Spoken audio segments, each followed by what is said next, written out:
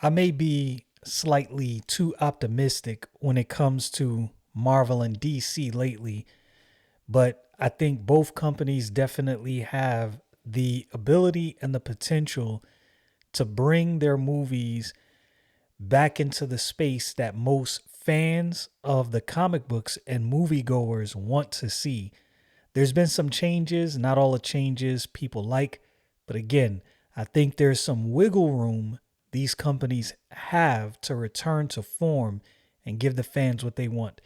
If you will, if you are watching my video and you are not subscribed, I ask you to subscribe, share the video, comment, like, all that good stuff. Even if it's a bad comment, if you don't like what I'm talking about, voice your opinions about that. I may or may not interact with you. Let's just keep it peaceful. We can disagree and agree to disagree. I'm trying to build up my subscriber count on this channel. As are most YouTubers, I enjoy talking about the things that I talk about, and I want this content to be shared with as many people as possible. Anyway, Kang the Conqueror is Marvel's way out. I think Marvel may realize that. Now, I personally did not see the Eternals movie. I didn't really have a desire to see it. There's some people I know who liked it, many people I know who didn't like it. When I saw the movie initially, I was slightly excited, but then as I saw previews, it didn't appeal to me. There's some of the Marvel shows on Disney Plus that I have not watched. They didn't appeal to me. That doesn't mean that they're not good. That is just my opinion. One thing I found out in this YouTube space that can get blown out of proportion is everybody thinks their opinion is the center of the universe. These are just my opinions on this channel, and I realize that. Now, I try my best to base my opinions on facts. But even having the facts, sometimes your take on the facts just isn't right. That is bound to happen. I think it happens to all of us. So I do not think my opinions are the center of the universe. I can argue my opinions and support my opinions with the information I have, but I'm also willing to hear somebody with an opposing view because I'm not always right. Anyway, I'm going to read some things actually straight from Marvel.com about Kang the Conqueror, and this will kind of give my reasoning why I believe Kang the Conqueror could possibly bring Marvel out of this lull period that they're in with their movies. So this is a timeline of Kang in the comics. Now, the key to understanding the key to understanding why Kang can bring Marvel's movies back to prominence is understanding who Kang is. So I wanted to go over this straight from the source itself. This is from Marvel.com, and this is part of their articles. This was published on February 7th, 2023 by Robin Belt. Okay, it says the timeline of Kang in the comics.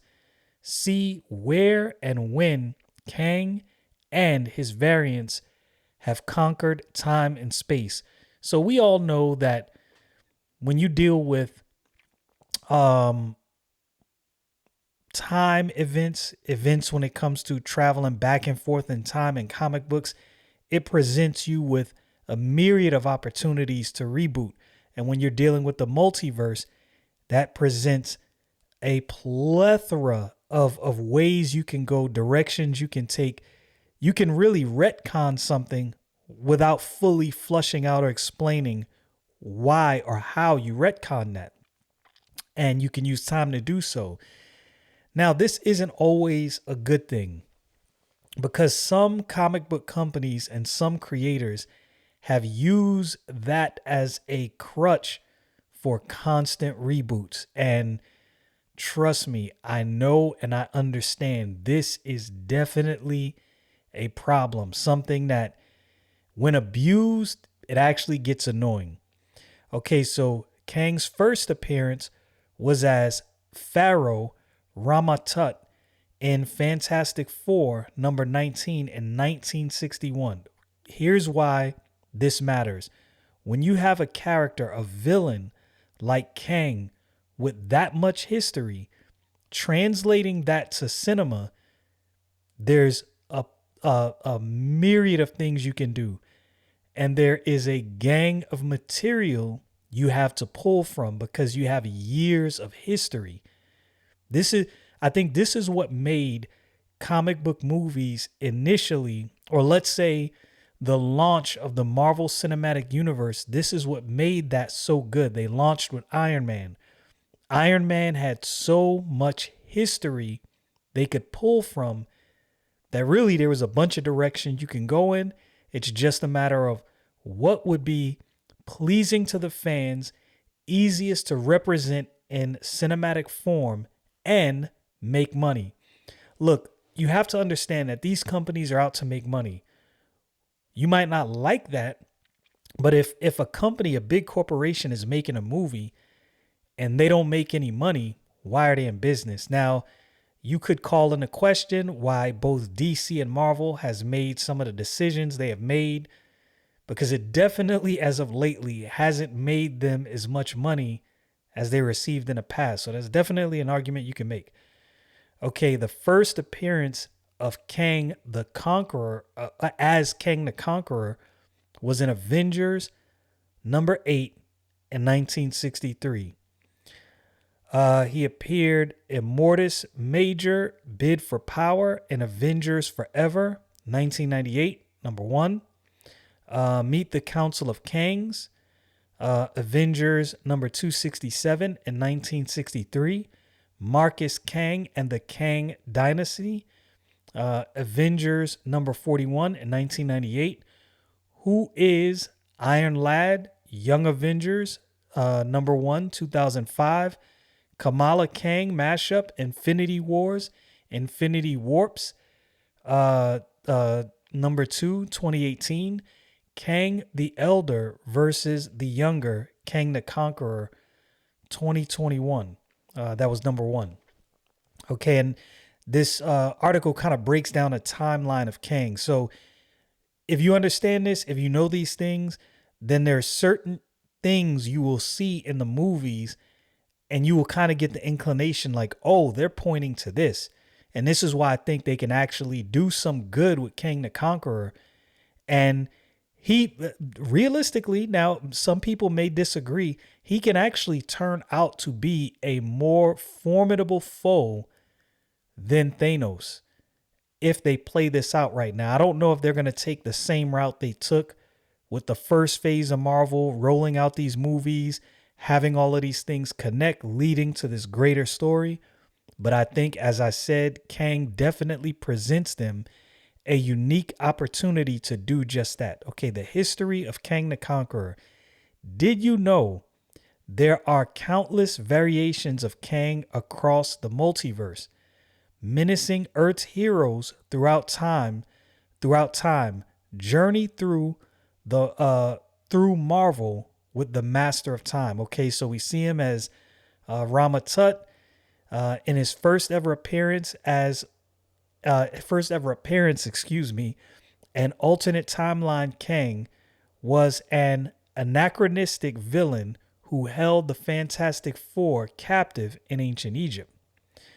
Kang Prime, the version of Kang we're most familiar with, he traveled to the present and challenged Earth's mightiest heroes. Okay. The future version of Kang, it would be years before the Avengers realized the two men were one and the same, and this is Immortus.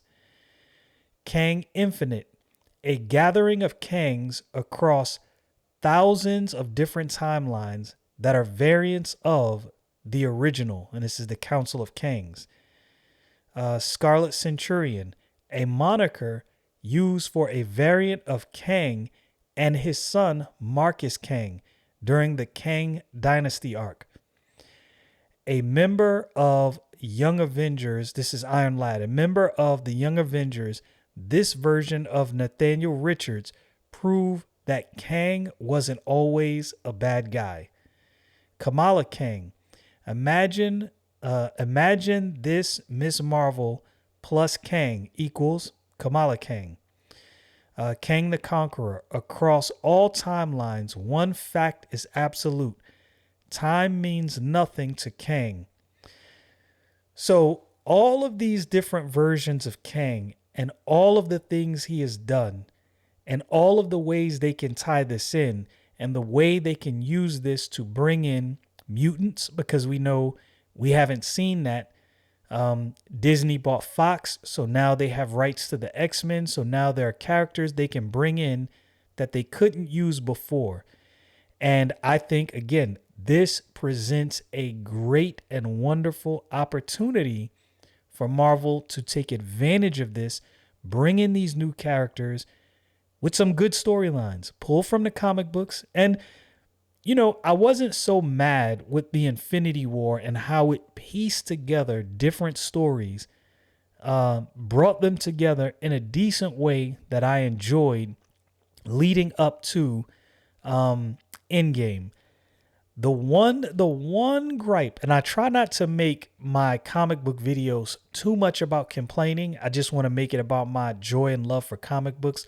The one gripe I had is the missed opportunity for a true telling of World War Hulk.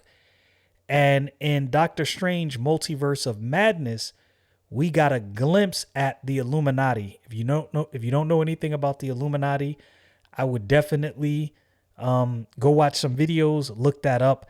I don't remember all the details. My memory is not like the majority of the comic book YouTubers I see in this space. There's some guys that their memory, I'm going to be honest with you, is just downright impeccable. When I listen to them talking about all these different events and things that happen within a comic books, different comic book stories and arcs and universes, I'm like, I don't know how they keep this stuff all straight in their brain. I have multiple things that consume my interest, from comic books to history to Bible, if you follow my Bible channel.